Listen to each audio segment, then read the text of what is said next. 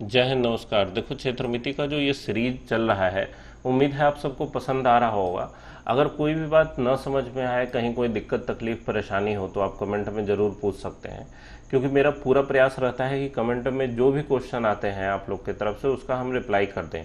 और by chance अगर हम नहीं भी कर पाएंगे तो आपके ही भाई मित्र दोस्त में से कोई जो है उसका रिप्लाई जरूर कर देंगे, आपका कन्फ्यूज़न क्लियर हो जाएगा। देखो, जो पूछता है वही सीखता है, पूछने में संकोच करोगे तो सीख नहीं पाओगे। ठीक है, देखो ये लेक्चर नंबर 6 है और इस लेक्चर में खासियत यह है कि हर क्वेश्चन जो है अलग अलग कॉन्सेप्ट पर बेस्ड है, तो काफ़ी कुछ नया सीखने के लिए मिलेगा। इस एक वीडियो में कई सारे कॉन्सेप्ट क्लियर हो जाएंगे।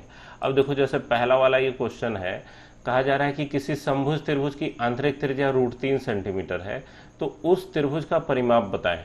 अब कोई लड़का इसको देख के कहा कि ओहो सर, ये तो पहला ही क्वेश्चन आप आउट ऑफ सिलेबस दे दिए।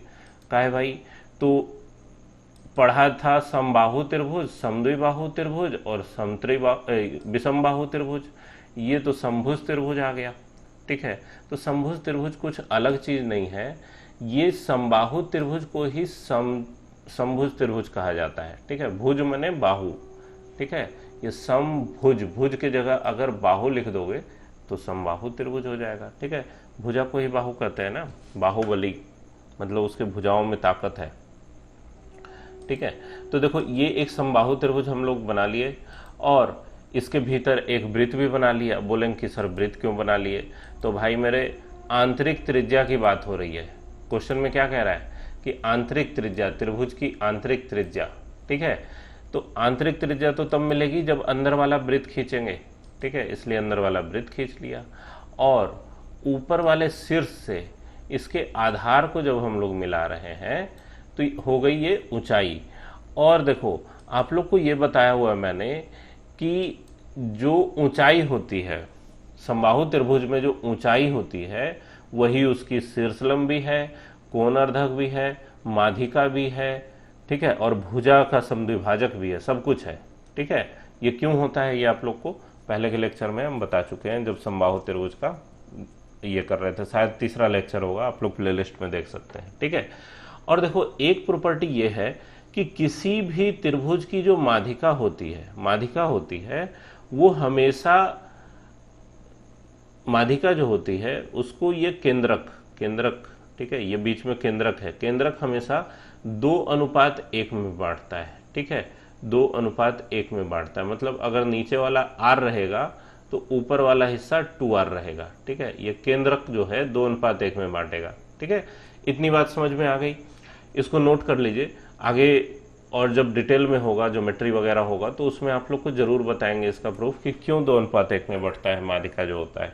ठीक है, केंद्रक से। केंद्रक क्या है, यहाँ पे तीनों माध्यिकाएं मिलेंगी। ठीक है, इधर से भी खींचोगे तो ये यहीं से जाएगा। ठीक है, अब देखो यहाँ पर आपको दिया हुआ है कि आंतरिक त्रिज्या √3 है, मतलब ये वाला पार्ट √3 है, तो ऊपर वाला पार्ट जरूर 2√3 होना चाहिए। और पूरी ऊंचाई जो है, पूरी ऊंचाई h, ये क्या हो जाएगा 2√3 प्लस √3, मतलब 3√3 हो जाना चाहिए। और देखो, समबाहु त्रिभुज की ऊंचाई का फॉर्मूला √3/2a होता है, ये आप लोग को पहले बताया गया है और क्यों होता है ये भी बताया गया है। ठीक है, इसका प्रूफ भी आप लोग को दिए थे कि ऊंचाई कैसे √3/2a आता है। ठीक है, तो √3 से √3 यहाँ कट गया, a का मान निकल के आ गया 6 और पूछा जा रहा है परिमाप, तो परिमाप क्या हो जाएगा 3a, मतलब कि 6×3=18, ये हो जाएगा पेरीमीटर, ऑप्शन नंबर 1। इसी क्वेश्चन में अगर पूछ दिया जाता आपसे क्षेत्रफल बताओ, तो क्षेत्रफल कितना होता भाई? क्षेत्रफल आप लोग निकाल के बता सकते हैं। क्षेत्रफल क्या होता है, √3/4 गुने भुजा का स्क्वायर, और भुजा है कितना 6, तो 6×6 हो जाएगा। और 6×6 को अगर 4 से काटोगे तो आएगा 9, क्षेत्रफल हो जाएगा 9√3। आया बात समझ में? तो ये हुआ पहला क्वेश्चन। अब दूसरा क्वेश्चन देखो, क्या कहा जा रहा है, एक भूखंड की दो भुजाएं 32 और 24 सेंटीमीटर की है। ठीक है, और उनके बीच का कोण पूर्ण समकोण है, मतलब ये कोण जो है यहाँ पर 90 डिग्री है। और भूखंड का जो चौड़ाई मतलब दो साइड दिया हुआ है, एक तो है भैया 24 और दूसर का है 32। ठीक है, 24 और 32 ये दिया हुआ है। और अन्य दो भुजाएं 25 मीटर की है। तो अन्य दो भुजाएं मतलब दो भुजा तो ये दोनों हो गए, और बाकी की दो भुजाएं हम लोग को खींचनी है। ठीक है, तो बाकी का दो भुजा खींच लो 25 मीटर का। ठीक है, एक तो ये हो गया और एक ये हो गया। ठीक है, ये दो भुजा खींच लिया, और एक तो ये था ही, ध्यान से समझना, इसको भी हम लोग बहुत आसानी से और बहुत आसान तरीके से हम लोग इसको करेंगे। ठीक है, ये देखो, ये जो ग्रीन लाइन से भूखंड खींचा गया है ये आपका भूखंड है चार भुजा वाला। ठीक है, इसमें दो भुजा 32 और 24 दिया हुआ था, बाकी की दो भुजाएं कितनी है भाई, तो 25 और 25। ठीक है, 25 और 25। चलो ये लाइन इरेज हो गया, इसको इधर कर दिया जाए। अब यहां पर देखो कैसे इसको सॉल्व करना है, 25 और 25। देखो यहां पर हम लोग क्या करेंगे कि ये 24-32 दिया हुआ है, तो भाई यहां पर कर्ण निकालने का जरूरत नहीं है आप लोग को। पाइथागोरियन ट्रिपलेट का भी वीडियो, इसलिए मैंने ये चैप्टर क्षेत्रमिति शुरू करने से पहले पाइथागोरियन ट्रिपलेट का वीडियो डाला, क्योंकि बहुत इंपॉर्टेंट है। 3, 4, 5 एक पाइथागोरियन ट्रिपलेट आप लोग को बताया गया था। यहाँ जो ये 24 और 32 है, हम लोग देख रहे हैं कि अगर काटोगे 8 से तो 8 तिया 24 आएगा, 8 चौका 32 आएगा, तो यहाँ जरूर 8 पचे 40 होना चाहिए, तब ना 3, 4, 5 का अनुपात बनेगा, है ना। तो 32, 24, 40, ये तीसरा भुजा जो है कितना रहा, 40 रहा। आगे बात समझ में, तीसरा भुजा कितना हो गया, 40। अब देखो यहां पर अगर ये जो ट्रायंगल बना हुआ है 25, 25 और 40 वाला, ये देख के अगर आपके मन में आ रहा है कि हम लोग इसमें हीरो का फॉर्मूला लगाएं, तो बहुत गलत विचार है आपका, क्योंकि हीरो का फॉर्मूला लगाना बहुत टफ टास्क है। ठीक है, पहले उसमें एस निकालो, फिर उतना लंबा चौड़ा फॉर्मूला में सबको रखो, घटाओ, फिर ठीक है, तो उतना सारा मेहनत करेंगे नहीं, क्योंकि हम लोग थोड़े से आलसी हैं। हर जगह ये प्रयास जरूर करो कि कम से कम मेहनत में काम हो जाए। ठीक है, ज़्यादा टाइम लगाने वाला बात नहीं, कर के 15 मिनट पहले एग्जाम में बैठ जाना है। ठीक है, देखो ये 40 है, तो ये 20-20 में बढ़ जाएगा आधार। ठीक है, 20-20 में बढ़ जाएगा। अब देखो ये वाला जो त्रिभुज है, इसमें हम लोग देख रहे हैं 20 और 25 नजर आ रहा है। ठीक है, देखो 20 नजर आ रहा है, 25 नजर आ रहा है, और ये ऊंचाई जो h है ये नहीं मालूम, तो इसको हम लोग क्या कर सकते हैं भाई, तो यहाँ हम लोग देख रहे हैं कि ये 5 पचे 25 है, और ये 5 चौका 20 है, तो 4, 5 नजर आ रहा है, तो अगला वाला 3 के हिसाब से बनना चाहिए, तो 5 पचे 25, 4 पचे 20, और ठीक है 3 पचे 15। नहीं, देखो 3 का 5 गुना 15, 4 का 5 गुना 20, और 5 का 5 गुना 25, ये भी पाइथागोरियन ट्रिपलेट पर बैठेगा। तो 3, 4, 5 भी जो है वो पाइथागोरियन ट्रिपलेट है। तो यहां पर ऊंचाई का मान आ गया कितना भाई, ऊंचाई का मान आ गया 15। अब देखो बहुत आसानी से बिना किसी कैलकुलेशन के हम लोग इतना कुछ निकाल चुके हैं। समकोण त्रिभुज का कर्ण निकाल चुके हैं, समद्विबाहु त्रिभुज की ऊंचाई निकाल चुके हैं, और एक जगह भी कोई कैलकुलेशन नहीं करना पड़ा है। ठीक है, अब देखो क्षेत्रफल अगर पूरे भूखंड का चाहिए तो इस समकोण त्रिभुज और इस समद्विबाहु त्रिभुज का क्षेत्रफल जोड़ना पड़ेगा। तो समकोण त्रिभुज का क्षेत्रफल क्या होता है, 1/2 गुने आधार गुने ऊंचाई, तो आधार है 24 गुने ऊंचाई है 32, जोड़ इस समद्विबाहु त्रिभुज का क्षेत्रफल निकालना है।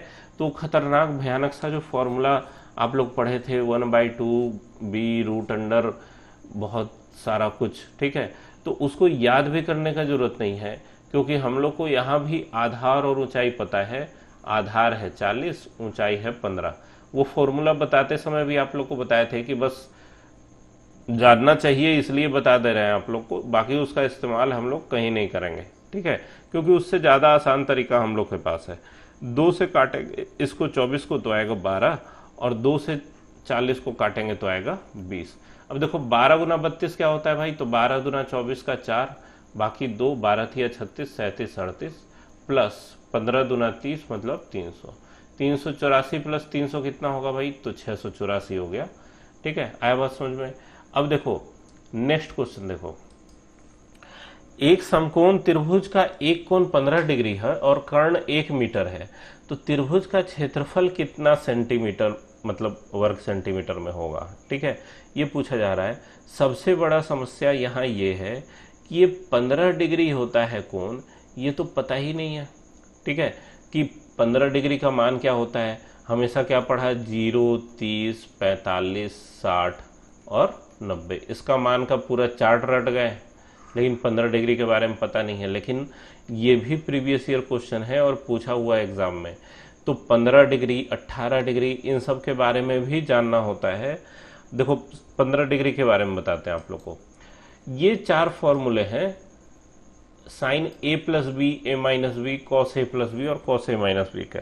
ठीक है, अब इससे अगर कोई साइन 15 डिग्री निकालना चाहे, पहले 15 डिग्री निकाल के देखो, बहुत कुछ सीखने के लिए मिला। देखो सीखने से कभी भागो मत, ये सब देख के ये नहीं सोचना है कि सर ये क्या बोरिंग बता रहे हैं, सीधे मान मिल जाता, हम लोग रख देते हैं, आंसर आ जाता। लेकिन भाई मेरे जब फंसोगे एग्जाम में तो यही सब काम आएगा। ठीक है, इसीलिए हमेशा हम इस बात पर जोर देते हैं कि आप लोग कॉन्सेप्ट समझें। ठीक है, भागे नहीं, ट्रिक के पीछे मत भागिए। ठीक है, कॉन्सेप्ट समझना ही असली ज्ञान है। ठीक है, शुरू शुरू में देखो आप लोग के लिए एक बेहतरीन सुभाषितानी का श्लोक मैंने लिखा है कि विद्या ददाति विनयम विनयाद याति पात्रताम पात्रत्वात् धर्मापनोति धनात् धर्मम तथा सुखम। ठीक है, ये बहुत इम्पॉर्टेंट है और हर स्टूडेंट को इस बात को एकदम दिल में बसा लेना चाहिए। ठीक है, गेट बाय हर्ट करना जिसको कहते हैं ना। विद्या क्या है, विद्या विनयशीलता देती है, जिसमें विनयशीलता नहीं आई आप मानिए कि उसको विद्या मिली ही नहीं। ठीक है, ज्ञान अर्जित ही नहीं हुआ। और विनयाद याति पात्रता, जब आप विनयशील बनते हैं तो आप में पात्रता आती है। पात्रता मतलब क्या, किसी चीज को करने की क्षमता। और पात्रता जब आएगी तो पात्रत्वात् धर्मापनोति, मतलब जब पात्रता आएगी तो आप धन अर्जित कर सकेंगे और धन को जब आप धर्म के काम कार्य में लगाएंगे तब आपको सुख मिलेगा। ठीक है, अभी कुछ समय पहले आप लोग देख रहे होंगे कि 2 बड़े बड़े फिगर यूट्यूब के जो अपने आप को मैथ टीचर कहते हैं, बहुत बुरे तरीके से लड़ रहे थे, गाली गलौज ये वो। भाई मेरे क्यों इतना नाम और पैसा के पीछे भागते हो, काम अच्छा करो पैसा मिल जाएगा। ठीक है, जरूरी नहीं है कि हमेशा एक दूसरे के गर्दन काटने में लगे रहें। ठीक है, आप देखेंगे कि हमारे किसी भी लेक्चर में आपको न मेरा नाम बताया गया है न मेरा शकल सूरत किसी ने देखा होगा। ठीक है, क्या करना है इन सब चीज़ों का, अगर आपको हम 4 अच्छे कॉन्सेप्ट सिखा लें तो मेरा मेहनत वहीं सफल हो गया, उससे ज़्यादा की मुझे कोई इच्छा है नहीं। ठीक है, देखो हम लोग साइन 15 डिग्री निकालने जा रहे हैं। साइन 15 डिग्री का मान अगर कोई निकालना चाहे तो भाई मेरे ये किया जा सकता है कि साइन कितना, इसको हम लोग लिख सकते हैं 45 घटाओ 30। ठीक है, अब देखो ये क्या नजर आया, sine A minus B, sine A minus B. और साइन ए माइनस बी का फॉर्मूला आप लोग देख रहे हैं क्या, sine A into cos B, मतलब sine 45 into cos 30 minus cos 45 into sine 30। ठीक है, आ रहा है बात समझ में। साइन 45 का मान क्या होता है भाई, तो 1/√2 है ना, ये तो पता होगा, 1/√2 साइन 45 होता है 1/√2 इंटू कॉस 30 का मान कितना होता है, तो √3/2 माइनस कॉस 45 कितना होता है। ठीक है, कॉस 45 होता है 1/√2 और साइन 45 कितना होता है, तो साइन 45 होता है 1/2। इससे क्या निकल के आया, √3 - 1/2√2, ये साइन 15 का मान है। और अगर कोई कॉस 15 निकालना चाहे, ठीक है, कॉस 15 निकालना चाहे तो कॉस 15 भी इस फॉर्मूला से निकलेगा, कॉस 45 घटाओ 30, ये करना होगा। तो डायरेक्ट हम लोग लिखें, ए के जगह कितना रखेंगे 45 और बी के जगह रखेंगे 30। ठीक है, तो ध्यान से समझना, कॉस 45 का मान कितना 1/√2, ठीक है, इंटू कॉस 20 का मान, कॉस बी का मान कितना हो जाएगा, कॉस 30 कितना होता है √3/2 जोड़ साइन 45 कितना होगा भाई, तो साइन 45 होगा, साइन 45 का मान 1/√2 और साइन 30 का मान कितना हो जाएगा, तो साइन 30 होता है 1/2, मतलब √3 - 1/2√2। ठीक है, तो साइन 15 और कॉस 15 मिल गया। आप लोग एक छोटा सा काम कीजिएगा और करके कमेंट में आप लोग अपना रिप्लाई जरूर कीजिएगा कि साइन 75 और कॉस 75 का मान कितना होगा। ठीक है, इसमें प्लस वाला फॉर्मूला लगेगा, ये हम बता दे रहे हैं कि 45 + 30 करोगे तब 75 मिलेगा, तो प्लस वाला फॉर्मूला दोनों लगाना है। और लगा के कमेंट में आप लोग आंसर कीजिए कि क्या आ रहा है और अपना ऑब्जर्वेशन बताइए कि आपको क्या ऑब्जर्व हो रहा है। ठीक है, हम देखना चाहते हैं कि सबसे परफेक्ट आंसर कौन देता है। ठीक है, इसका वैल्यू निकालना है, वैल्यू निकाल के ऑब्जर्वेशन अपना देना है कि इन चारों मान में आपको क्या नजर आता है। ठीक है, चलो अब साइन 15 कॉस 15 मिल गया। देखो साइन 15 का मान हम लोग देख चुके, साइन 15 का मान हम लोग देख चुके।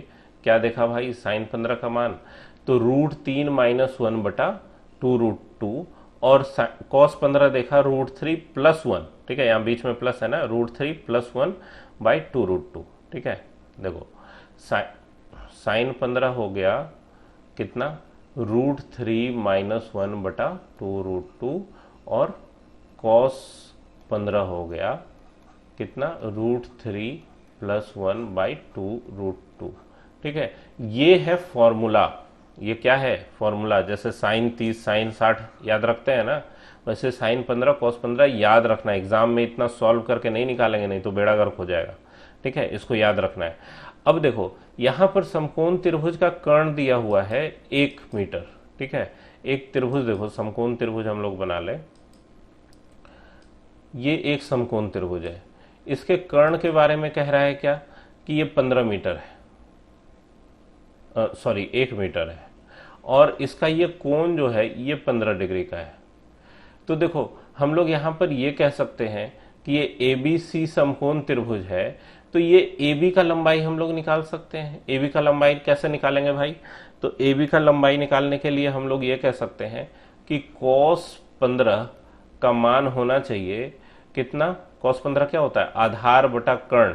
cos थीटा क्या होता है, आधार बटा कर्ण, मतलब AB/AC है ना। और cos 15 का मान क्या है, √3 + 1/2√2, और AB का मान पता करना है और AC का मान पता है 1 मीटर। तो इसका मतलब AB का मान आ गया कितना, √3 + 1/2√2। आया बात समझ में, ये हो गया AB, ये AB हो गया। अब AB पता है, AC पता है और बीच का कोण पता है, तो सीधे हम लोग बीच में जो कोण वाला फॉर्मूला था त्रिभुज का एरिया का, वो हम लोग लगाएंगे। अगर कोई ये सोच रहा है कि इससे AB मिल गया फिर BC निकालें फिर ½ इंटू आधार गुने ऊंचाई लगाएं, तो बहुत खतरनाक बात हो जाएगा। ये काम मत करना किसी भी हालत में। ठीक है, हम लोग क्या करेंगे, यहाँ पर त्रिभुज का क्षेत्रफल लिखेंगे कैसे, यहाँ त्रिभुज का क्षेत्रफल हम लोग लिखेंगे 1/2 AB into AC into sine A. ठीक है, ये फॉर्मूला बताया आप लोग को, त्रिभुज के जितने फॉर्मूले बताए उसमें ये वाला फॉर्मूला भी बताया था, ½ AB sin थीटा। याद करो 1/2 AB sin थीटा। ठीक है, ये हम लोग पढ़ चुके हैं। तो 1/2 और AB का मान है कितना, √3 + 1/2√2, और AC का मान है 1, और साइन ए कितना है, मतलब साइन 15 डिग्री का मान √3 - 1/2√2।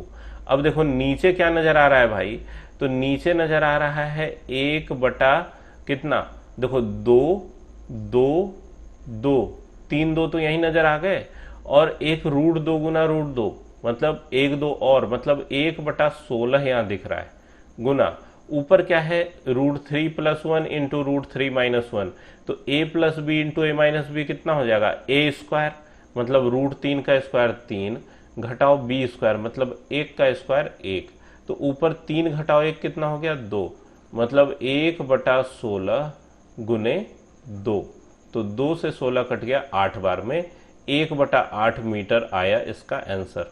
आ रहा है बात समझ में, कितना आया 1/8 मीटर। अब कोई कहेगा कि सर 1/8 मीटर तो आंसर है ही नहीं, तो आंसर है क्या? आंसर देखो दिया हुआ है आपको सेंटीमीटर में। तो अगर मीटर को सेंटीमीटर में बदलना होता है तो हम लोग क्या करते हैं, 1000 से गुना करते हैं, नहीं तो 1/8 गुना 1000, ठीक है, 1/8 गुना 1000। तो 8 से 1000 काटोगे तो कितना आएगा,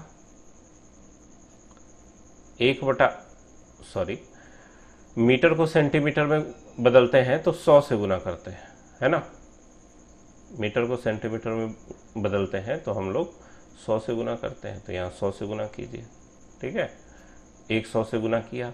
अब देखो 1 मीटर को जब 1 सेंटीमीटर में बदलते हैं, 1 मीटर को जब सेंटीमीटर में बदलते हैं तो 100 सेंटीमीटर होता है। यहाँ पर जो ये आंसर आ रहा है ये क्षेत्रफल है, मतलब मीटर का वर्ग है, तो 1 मीटर गुना 1 मीटर है, मतलब 100 सेंटीमीटर गुना 100 सेंटीमीटर है ना। तो 8 से हम लोग काट सकते हैं इसको, 4 दूना 8, 4 से 100 कटेगा कितनी बार में, 25 बार में। फिर 2 से 100 को काट सकते हैं कितनी बार में, तो 50 बार में। 25 पचे 125 पर 1 0, इतना सेंटीमीटर स्क्वायर हो गया, इतना वर्ग सेंटीमीटर हो गया। तो आंसर हो गया ऑप्शन नंबर 3। आया बात समझ में कैसे इसको सॉल्व करना है? वैल्यू याद होना इसमें मोस्ट इंपॉर्टेंट था। अगर आपको cos 15 और sin 15 का मान पता है तो ये सब काम करने में 1 मिनट टाइम भी नहीं लगेगा, लेकिन वैल्यू पता होना चाहिए, ठीक है। अब देखो अगला क्वेश्चन क्या लिया गया है, एक समद्विबाहु त्रिभुज के प्रत्येक 2 समान भुजाओं की लंबाइयां 10 सेंटीमीटर है, ठीक है। अब देखो एक हम लोग समद्विबाहु त्रिभुज खींच लेते हैं, जैसे ये एक समद्विबाहु त्रिभुज है और प्रत्येक समान भुजा जो है उसका लंबाई है कितना, 10। चलो 45 का कोण बोल रहा है तो 45 के कोण वाला बनाए पहले, ठीक है, 64, ये 45, ठीक है। चलो मान लो ये 45 डिग्री है। अब यहां पर हम लोग क्या कर सकते हैं कि इसका जो 2 समान भुजा है ये 10 और 10 है, और आसन्न कोण 45 है। आसन्न कोण मतलब इसके बीच का कोण। देखो ये सब लैंग्वेज क्लियर होना चाहिए, नहीं तो कॉन्सेप्ट पूरा सीख लिए, लैंग्वेज ही नहीं पकड़ में आया तो फिर क्वेश्चन गड़बड़ हो जाएगा, ठीक है। तो त्रिभुज का क्षेत्रफल कितना है ये पूछा जा रहा है। तो भाई अब देखो समद्विबाहु त्रिभुज में हम लोग जनरली अभी तक जो भी क्वेश्चन करते आए हैं उसमें शीर्ष से शीर्ष लंब डाल के करते हैं, लेकिन यहाँ पर जरूरी नहीं है। आपको अगल बगल का भुजा दिया हुआ है, बीच का कोण दिया हुआ है, तो सीधा सीधा हाफ AB साइन थीटा लगाइए, ठीक है। कोई ऐसा फिक्स नहीं है। मेरा कहना यह है कि फॉर्मूला रटने से कुछ नहीं होता है कि समद्विबाहु त्रिभुज का ये फॉर्मूला है, रट लिया बस उसी से बनाएंगे। नाक के सीधे चलना है तो सामने गड्ढा आया पेड़ आए, चलना सीधा ही है, गड्ढा आएगा तो घुस के निकलेंगे, पेड़ आए तो चढ़ के निकलेंगे, ये काम नहीं करना है, ठीक है। सोचना है, गणित सोचने की चीज है, सीखने की चीज है। जब यहाँ पर आपको अगल बगल का भुजा पता है, बीच का कोण पता है, तो हाफ AB साइन थीटा भी तो त्रिभुज का ही क्षेत्रफल है, ये क्यों नहीं लगा सकते हम लोग। तो 1/2 गुने 10 गुना 10 और साइन 45 डिग्री, तो साइन 45 का मान कितना होता है, साइन 45 डिग्री। साइन 45 का मान कितना होता है भाई बताओ जल्दी, अभी पीछे आया था। 1/2 गुना 10 गुना 10, साइन 45 का मान होता है 1/√2, ठीक है। अब देखो 2 से 10 तो कट गया 5 बार में, √2 से 10 काट सकते हो तुम, 5√2 आएगा, ठीक है, क्योंकि 5 दूना 10 होता है और 2 को √2 से काटोगे तो √2 आएगा। और अगर ये बात नहीं कर सकते हैं तो फिर √2 से ऊपर नीचे गुना कीजिए और ऊपर नजर आएगा कितना, 5 गुना 10 मतलब 50√2, और नीचे नजर आएगा √2 गुना √2 2, 2 से 50 काट के 25 लिखेंगे और 25√2 आंसर करेंगे, ठीक है। तो ये वाला तरीका थोड़ा सा ये हो जाएगा अगर आप √2 से ऊपर नीचे गुना करते हैं। और जो बता रहे थे अभी आपको मौखिक तौर पे, वो भी हम करके बता देते हैं कि मेरे कहने का मतलब क्या था। √2 से कोई 10 को अगर काटेगा तो उसको 5√2 लिखना पड़ेगा। क्यों लिखना पड़ेगा, क्योंकि 10 का मान होता है 5 गुना 2, है ना, और इसको काटने जा रहे हैं हम लोग √2 से, ठीक है। एक 5 पहले से आ गया है, इस √2 से 2 को काटोगे तो √2 आएगा, ये कहने का मतलब है। तो यहीं पर नजर आ गया 5 × 25 √2, कोई गुना वुना करने का चक्कर नहीं है। ठीक है, आया बात समझ में। अब देखो अगला क्वेश्चन में क्या कॉन्सेप्ट है, बिल्कुल अलग क्वेश्चन है कि DEF त्रिभुज ABC की भुजाओं BC CA और AB का मध्य बिंदु है। ठीक है, तो एक त्रिभुज कोई भी खींच लो, त्रिभुज कैसा है इस बारे में कुछ नहीं कहा हुआ है, तो एक त्रिभुज हम लोग खींच लेते हैं और इसमें मध्य बिंदुओं को मिलाना है। ठीक है, तो भाई इसके मध्य बिंदु से इसके मध्य बिंदु को मिलाइए, उसके बाद फिर इससे इसको मिलाइए, फिर इससे इसको मिलाइए। ठीक है, तो ये सारे मध्य बिंदुओं को मिला दिए, अंदर एक और त्रिभुज बन गया। तो देखो इस तरह का क्वेश्चन भी आया था पिछले लेक्चर में, जिसमें समबाहु त्रिभुज के अंदर ये सब हम लोग कर रहे थे। ठीक है, यहां पर त्रिभुज के बारे में कुछ कहा नहीं है कि कैसा त्रिभुज है, लेकिन भाई मेरे जैसा भी त्रिभुज हो, उनके मध्य बिंदुओं को जब हम लोग मिलाएंगे, जब उनके मध्य बिंदुओं को हम लोग मिलाएंगे, तब जो अंदर त्रिभुज बनता है उसका क्षेत्रफल पूरे बड़े वाले त्रिभुज का 1/4 होता है। मतलब ये इसका क्षेत्रफल अगर x है तो ये वाला हिस्सा भी x होता है, ये वाला हिस्सा भी x होता है, ये वाला हिस्सा भी x होता है। ये 4 बराबर क्षेत्रफल वाले त्रिभुजों में बढ़ता है। ठीक है, आया बात समझ में। ऐसा इसलिए होता है क्योंकि जब मध्य बिंदुओं को हम लोग मिलाते हैं तो ये DF जो है पैरेलल हो गया इस आधार के। ठीक है, समानांतर हो गया। उसी तरीके से इधर वाला ये EF जो है ये DB के समानांतर हो गया, और जब चारों भुजा विपरीत में एक दूसरे के समानांतर दिख रहे हैं, DB EF के समानांतर है ना, ये इसके समानांतर है, ये इसके समानांतर है, और बीच में DE जो है वो विकर्ण जैसा काम कर रहा है, तो किसी समानांतर चतुर्भुज का विकर्ण जो होता है वो चतुर्भुज को 2 बराबर भागों में बांटता है। तो ये x और x में बट गया, बराबर क्षेत्रफल में बट गया।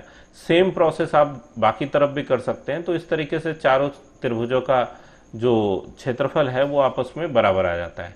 ये ज्योमेट्रिकल प्रूफ है, ज्योमेट्री में फिर हम लोग पढ़ेंगे इसको डिटेल से। फिलहाल आप ये समझिए कि चारों का क्षेत्रफल बराबर है। अब देखो यहाँ क्या कहा जा रहा है कि DEF, मतलब DEF का जो क्षेत्रफल है और ABC के क्षेत्रफलों का अनुपात क्या है, तो ABC का कितना हो जाएगा 4x, और DEF का है x, ABC का है 4x, तो x से x काटोगे तो क्या होगा 1/4। अगर कॉन्सेप्ट पता हो तो देखते के साथ आप इसका आंसर बताएंगे कि 1/4 होने वाला है। आया बात समझ में। तो बहुत इंपॉर्टेंट कॉन्सेप्ट है, इस पर बहुत सारे अच्छे अच्छे क्वेश्चन पूछे गए हैं एग्जाम में। ठीक है, समय समय पर आता रहेगा, इस पर एक डेडिकेटेड वीडियो हम अलग से दे देंगे। तो उम्मीद है आप लोग को समझ में आया होगा। नहीं समझ में आए तो ज़रूर कमेंट में पूछिए, ये हम हमेशा कहते रहते हैं, इसलिए आपका दायित्व तो बनता है कि मेरी बातों को सुने। नहीं सुनेंगे तो फिर भाई मेरा कुछ नहीं जाएगा। ठीक है, तो पढ़ते रहिए, मेहनत करते रहिए। हम हमेशा आप लोग के प्रॉब्लम को आसान करने में हमेशा उपलब्ध हैं। ठीक है, तो मिलते हैं नेक्स्ट वीडियो में।